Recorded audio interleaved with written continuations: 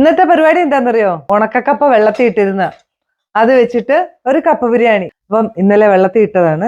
പിന്നെ 1 കിലോ മുഴനെഞ്ചാണ് കേട്ടോ, അതും നല്ലതായിട്ട് കഴുകി വെച്ചിട്ടുണ്ട്. ഇനി നമുക്ക് അതിലേക്ക് ആവശ്യമുള്ള സാധനങ്ങൾ എന്ന് പറഞ്ഞാൽ, എല്ലിലേക്ക് ആവശ്യമുള്ളത് 1 സവോളയും കുറച്ച് ചെറിയുള്ളിയും 2-3 പച്ചമുളകും 1 തക്കാളിയും, പിന്നെ നമ്മുടെ പൊടികളെല്ലാം കൂടെ ചേർത്ത് നന്നായിട്ട് കുഴച്ച് നമുക്ക് എല്ലടുപ്പി വെക്കാം. ഒരു കുക്കറിലേക്ക് നമ്മുടെ കപ്പ എന്നിട്ട് ഇട്ട് കൊടുക്കണം. 1 കപ്പും കൂടെ ഒഴിക്കണം. ഞാൻ ഉപ്പിടാറില്ല, അത് ഇങ്ങനെ തന്നെ അങ്ങോട്ട് വേവിക്കാം. അതിന് ശേഷം നമുക്ക് ഉപ്പിടുകയുള്ളൂ. എല്ലിട്ട് കൊടുക്കാം.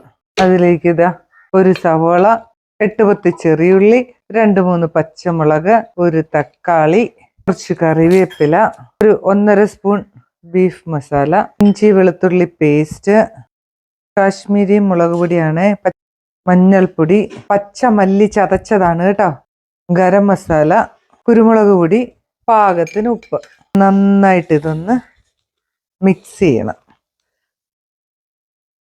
കൈവെള്ളം ഒന്ന് കുടഞ്ഞ് കുറഞ്ഞ് നമുക്ക് കുക്കർ അങ്ങ് അടച്ച് തേങ്ങ ഒന്ന് ചായച്ചെടുക്കണം. അപ്പോൾ കുറച്ച് കറിവേപ്പിലയും ചെറിയുള്ളിയും പിന്നെ 3-4 അല്ലി വെളുത്തുള്ളിയും പച്ചമുളകും കുറച്ച് മഞ്ഞപ്പൊടിയും കൂടെ ചേർത്ത് നമുക്ക് ഒന്ന് ചായച്ചെടുക്കാം. വെന്തിട്ടുണ്ട്, ഒന്ന് തുറന്നു നോക്കാം. എന്നിട്ട് ഒന്ന് ഇളക്കിയിട്ടാണ്, ഒരൊറ്റ തിള ഇങ്ങനെ ഒന്ന് തിളച്ചിട്ടാണ് നമ്മൾ ഊറ്റുന്നത്. എല്ലുകറിയും ഇതാ ഇവിടെ റെഡി ആയിട്ടുണ്ട്. ഊറ്റി വെച്ചിരിക്കുന്ന നമ്മുടെ വാട്ടുകപ്പ അങ്ങ് തട്ടിക്കൊടുക്കാം. അതൊന്നിട്ട് കൊടുക്കാം. ഒരു 2 മിനിറ്റ് ഇവിടെ ഇരുന്നൊന്ന് സെറ്റ് ആയിക്കോട്ടെ, എന്നിട്ടേ ഇളക്കുള്ളൂ. 2 മിനിറ്റ് കഴിഞ്ഞ് നമ്മളിത് തുറന്നു നോക്കുവാണേ.